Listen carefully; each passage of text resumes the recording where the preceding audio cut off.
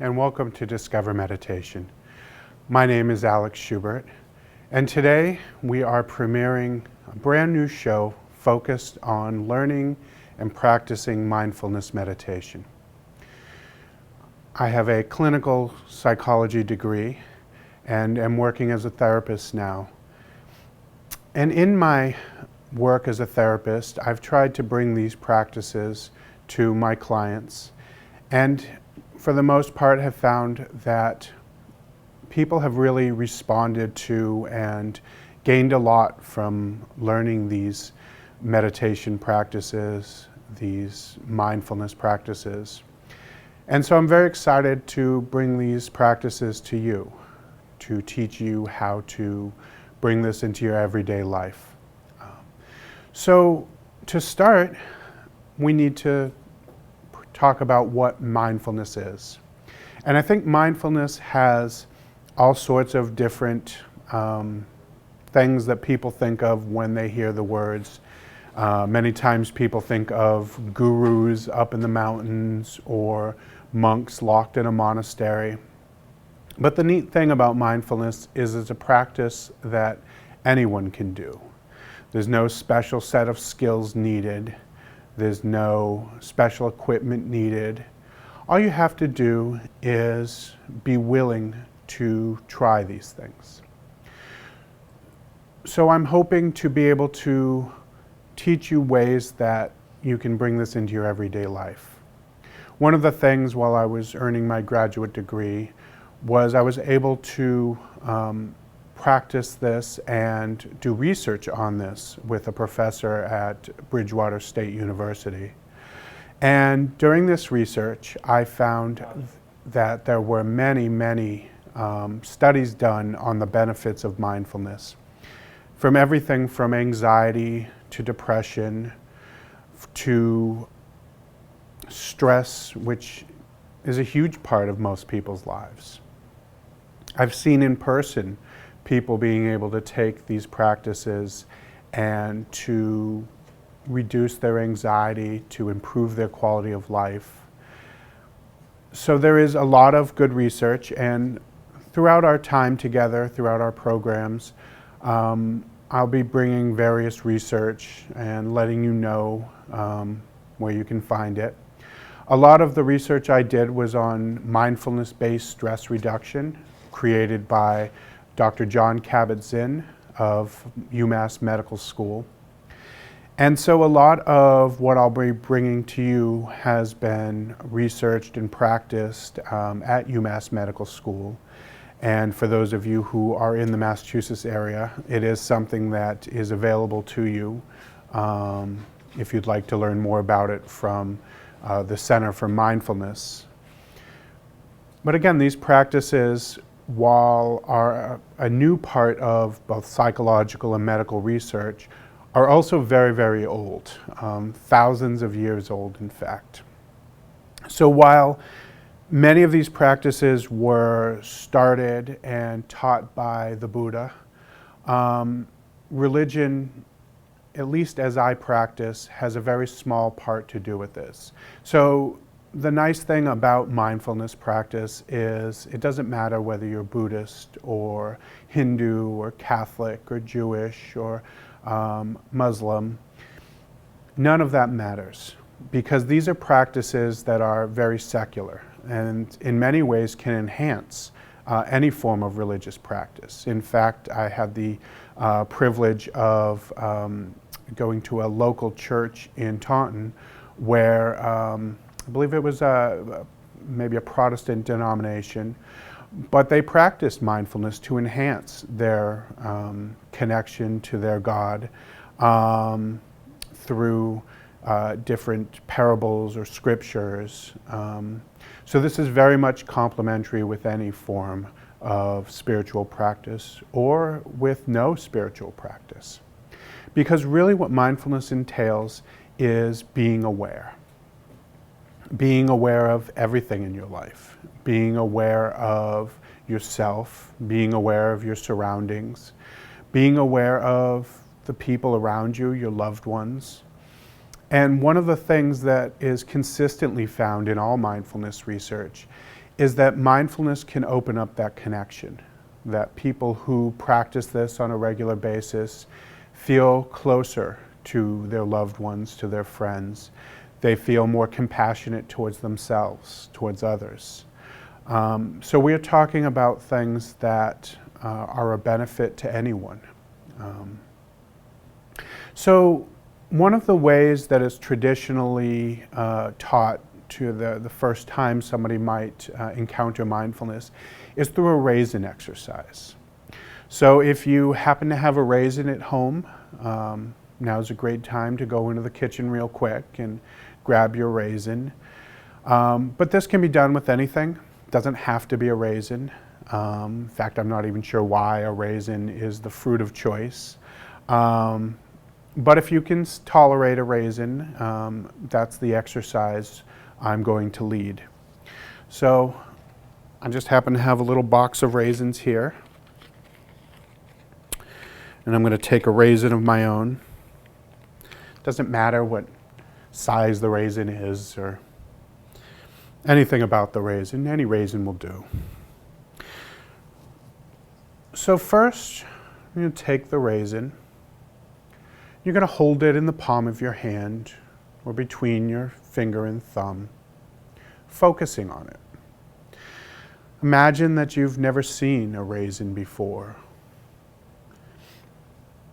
Taking time to really see this object, gazing at it, letting your eyes explore every part of it. Really taking your time. Examining the highlights where the light shines, the darker hollows, the folds, the ridges. Turning the raisin over between your fingers, exploring its texture. Maybe with your eyes closed, if that enhances your sense of touch. Just taking a moment to really feel your raisin. Holding the raisin beneath your nose. With each inhalation, notice any smells that may arise. Noticing as you do this, anything that may be happening in your mouth or stomach. Maybe saliva developing in your mouth. Maybe even a desire to place the raisin in your mouth.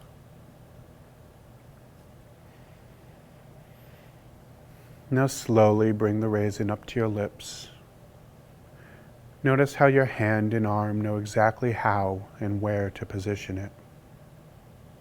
Gently place it in the mouth without chewing.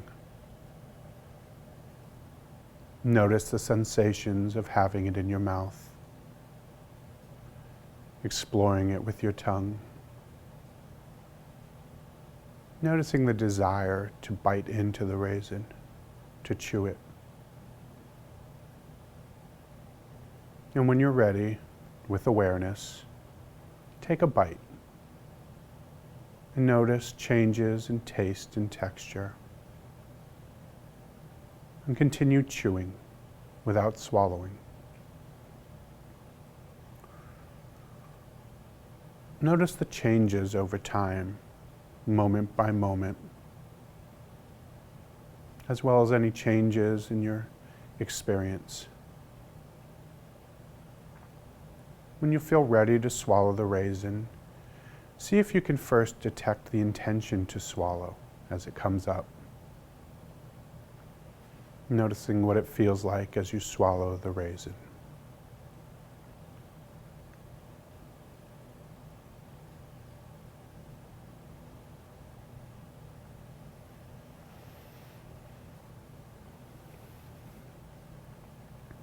And again, this is a very typical exercise. And if you'd like to, take this moment to have another raisin,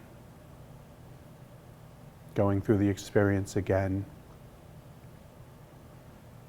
Really allowing yourself to take the time to notice, what does it feel like?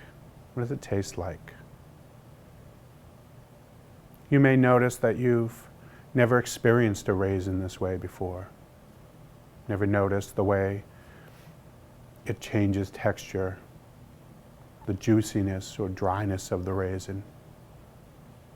You may notice if you take a second raisin that you may be comparing that second raisin to that first raisin.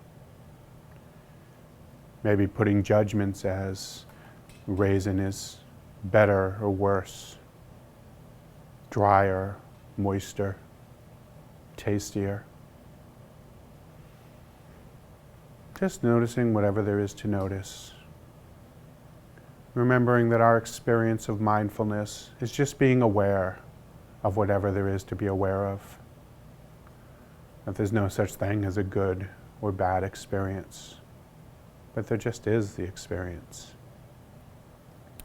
And one of the things we're really going to learn as we practice these meditations together is that every experience is different. And we're really going to focus on what it is that you're experiencing in the moment. And this is a huge part of the psychological effect of mindfulness. Getting used to experiencing a moment without trying to change it, without trying to force it to be something it's not. Just accepting that this is the moment that we're in. One of the things we'll talk a lot about are our focus on the present. Mindfulness is all about letting go of the past, what is unchangeable, letting go of the idea we might have of the future. In my mind right now, I believe that I'm going to go home, spend some time with my family. The reality is that may never happen. I may not get home. I may end up in the hospital tonight. I may slip walking off this stage. Or it could turn out just as I'm envisioning it. The truth of the matter is the future is very uncertain, and that if I spend too much time in the future, I am foregoing the moment. I'm losing this moment that I can experience. Same with the past.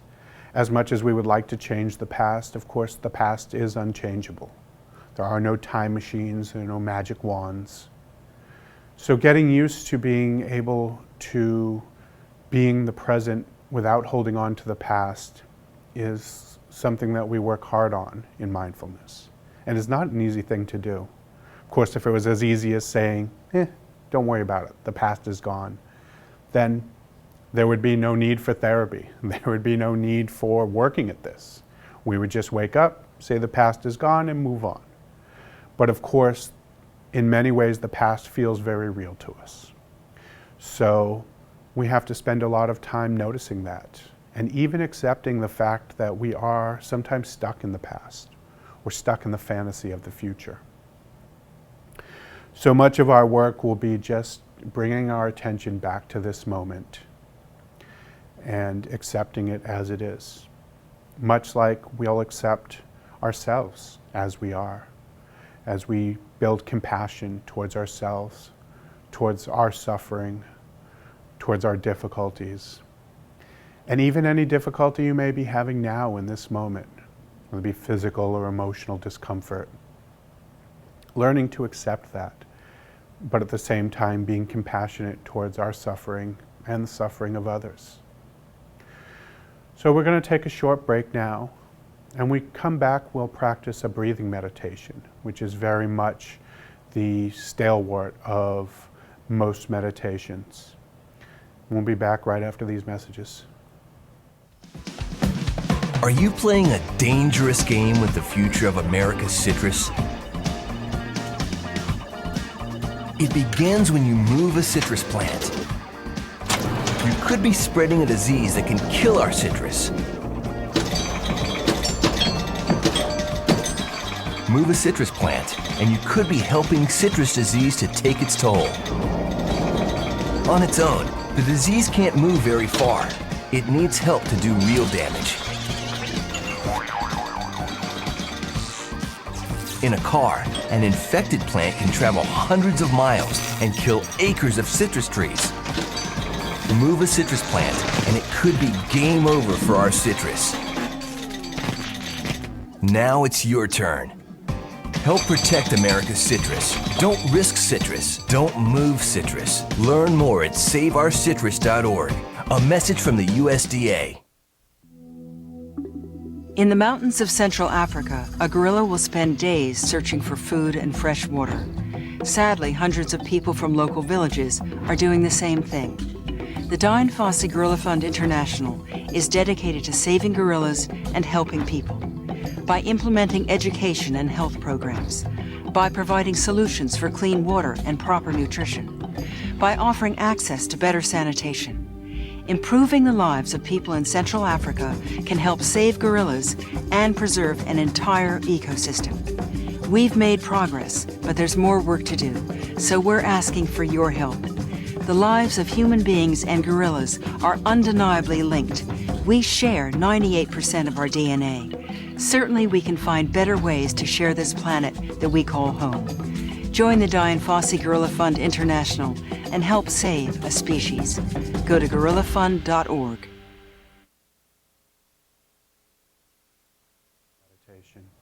I'm your host, Alex Schubert, and today we're just talking about the foundations of mindfulness meditation. There are, of course, teachers that many people know, such as Thich Nhat Hanh, a Vietnamese monk who came over or became popular around the time of the Vietnam War, and is now living in a village in France named Plum Village. Also comes around to Stonehill College, for those of you in Massachusetts. And of course a very influential writer. Jon Kabat-Zinn, who I've mentioned before, who is a medical doctor who has developed many practices that have been very influential to me and very helpful to many, many people. A wonderful author and speaker. I definitely recommend looking him up if you'd like to learn some more about MBSR, mindfulness-based stress reduction. Those are just a few of the many authors, of course. We'll talk about more in the future. There's lots and lots of writings out there and lots of different interpretations of what we're going to be talking about. But one of the things that is pretty consistent in most meditation practices, everything from transcendental meditation to Zen meditation to Tibetan meditation to anything you can think of, is the breath. The one thing that we always have is our breath. One of the best ways to start to focus our meditation is by doing a breath meditation where we spend some time just focusing on the act of breathing.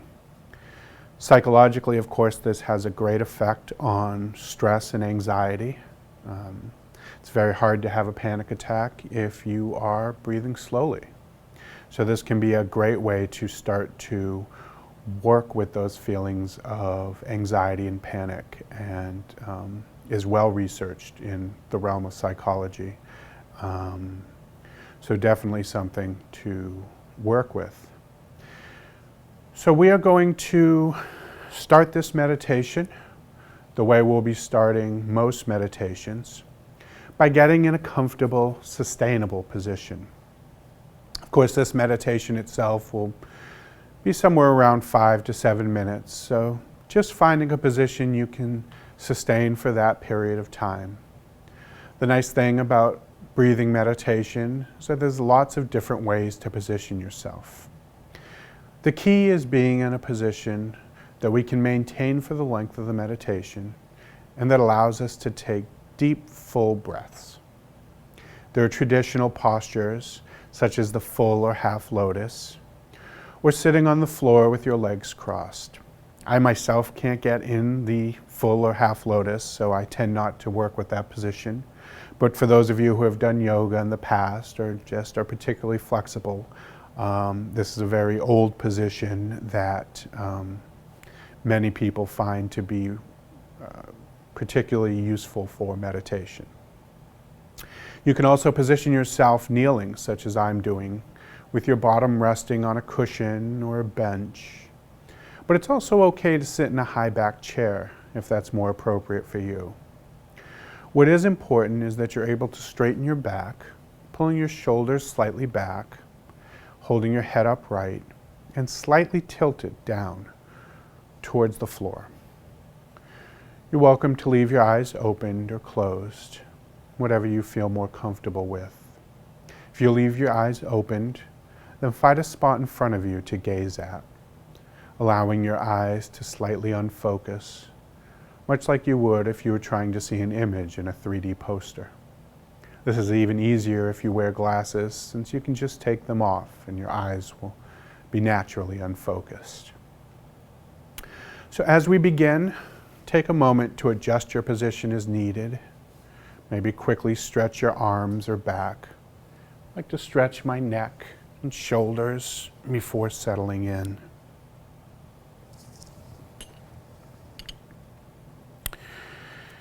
And as is done traditionally, I like to use a bell to both start and end my meditation.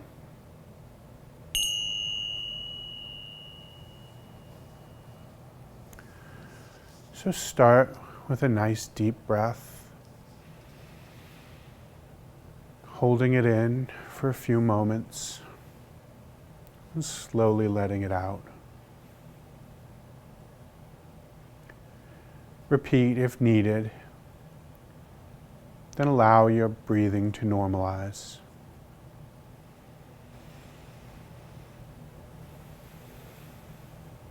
There's no need to change your breathing, making it unnaturally deep. Instead, just allow it to happen, not forcing it in any way. Breathing is something that happens without effort, without thought.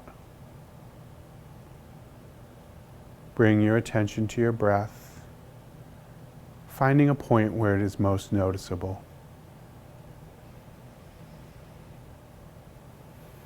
This might be where the breath enters your nose or mouth.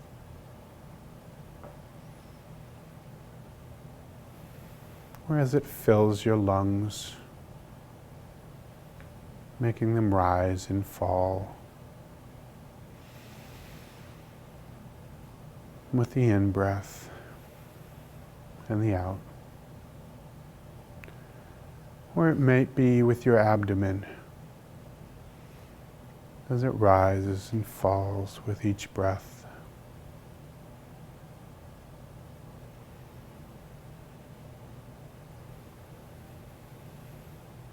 Maintain that attention, noticing what it feels like to breathe.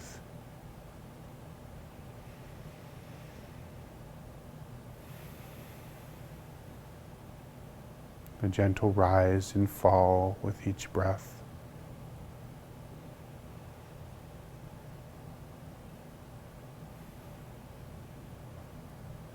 Notice the qualities of your breath. Is it cool or warm? Smooth or ragged? Just labeling. Not judging anything as good or bad, but instead just observing it as it is. Not trying to change it, just noticing. If you are new at this, you might want to count your breath. Counting 1 as you breathe in and out. Continuing until you reach the number 10. When using the counting method, you may notice that your mind has wandered. And when that happens, just return the count to 1. There's no need to worry about getting to 10. The counting is just a way to focus your attention.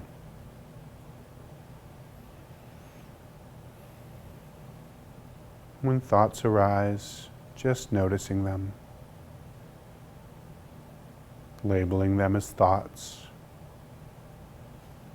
and bringing your attention back to your breath. This may occur many times throughout the meditation. That's okay. Thoughts during meditation are normal. There's no need to judge this as good or bad. It is just what the mind does.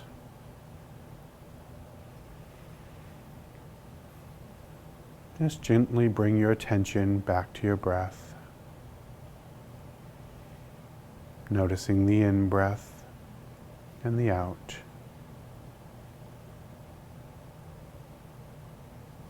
Rising and falling like ocean waves. In and out. Staying in the present moment. Allowing it to be as it is.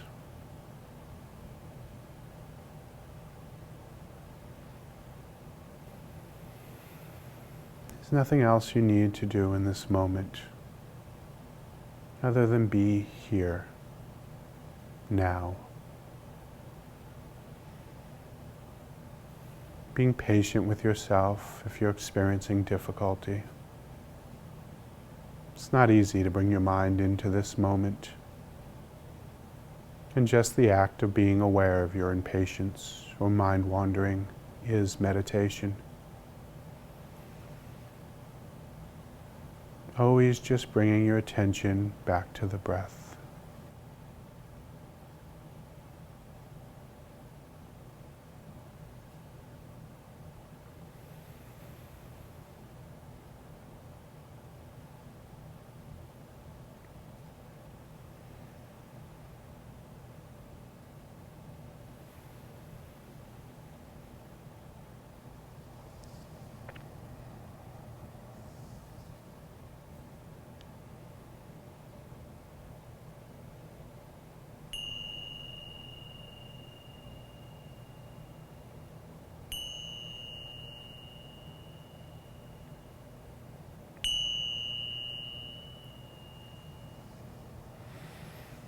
And that was just a very short breathing meditation. Of course, longer ones can bring a more relaxing state, but not always. The point of meditation isn't to relax, but it's to become aware. So I appreciate you joining me for my first show. Of course, if you have any comments or questions, anything you'd like me to address in future shows, you can just email me at the address of alex@discovermeditation.org. I'm more than happy to answer any questions and provide any support as you practice this, what may be very new experience for you. Again, thank you, and take care of yourself. Be compassionate towards yourself and others. Thank you.